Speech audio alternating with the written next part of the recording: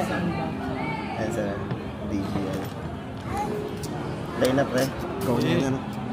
O ito guys, mag-unbox tayo ng Infinix Xpod 4GB RAM 128. And guys, mga naghahanap ng mga bagong tablet kay Infinix. Ito po yung bagong release ni Infinix ngayon. Makakapag-open din first time. And unboxing po tayo. First time po makikita natin.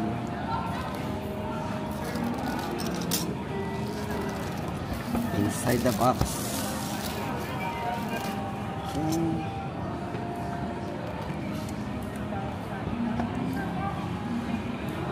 Ganda na to. Bago muna natin buksan guys yung yung unit, check muna natin ang mga accessories. USB Type-C at yung kanyang charger. Wala. Documents. Ilang watts to sir? At pin ejector. So pin ejector lang kasama. Ilang watts yan? Ang watts yan, check natin ang watts dito sa ito. Ano po ng wattage. Check natin kung anong watts dito para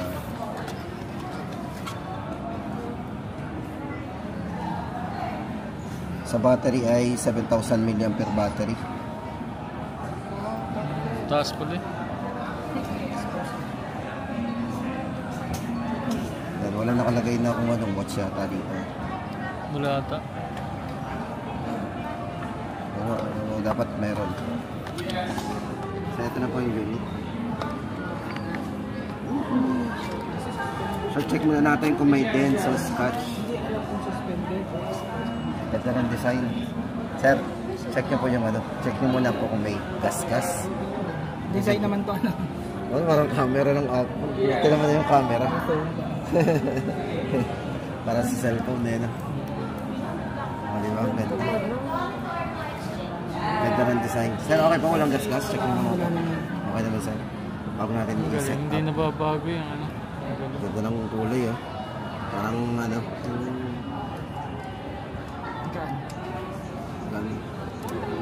ganda ng design. Okay. Ganda. Sir, kayo yung unang nito bumili. Dapat pala yun. Naka-monitor pala doon. Ganda.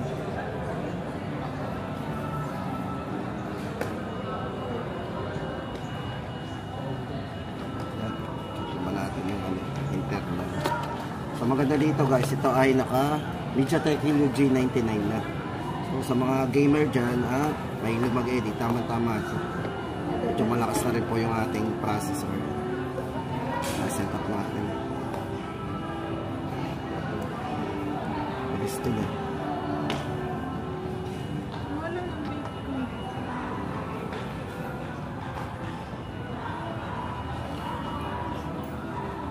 Parang pinaghalo ng dalawang brand yung design nito.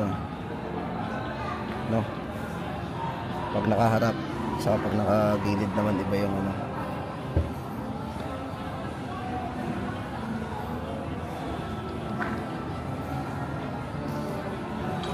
Meron na kaya itong mga tempered, parang hindi pa available.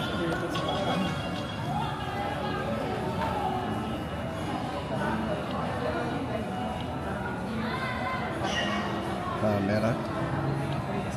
Hindi daw. Full screen. So ito yung camera natin. Check nyo po. Yan na po, full screen din yung camera natin. Then main. So sa video, check po natin yung video. Okay naman po. Portrait, meron na rin. Wide selfie.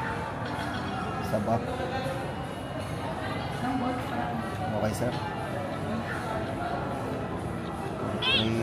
Bluetooth,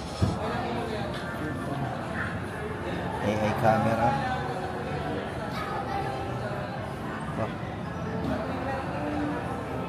Ayan, check mo natin yung sounds.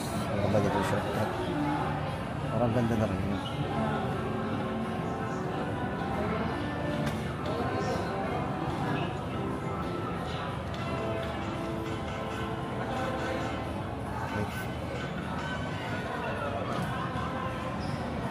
siya ng size na rin.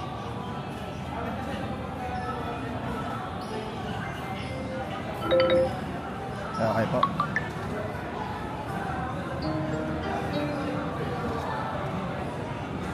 Okay na. Charging naman. Okay na. Off ba na?